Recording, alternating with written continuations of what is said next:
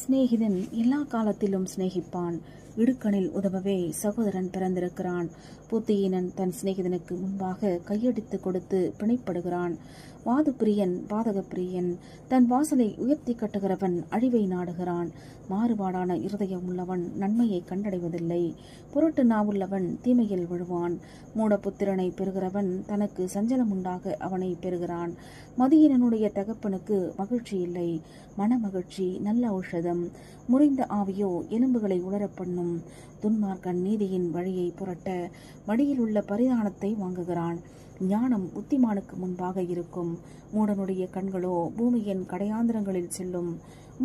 மூடபுத்திரன் தன் பிதாவுக்கு சலிப்பும் தன்னை பெற்றவர்களுக்கு கசப்புமானவன். நீதிமானை தண்டம் பிடிக்கிறதும் நியாயம் செய்கிறவனை பிரபுக்கள் அடிக்கிறதும் தகுதியல்ல.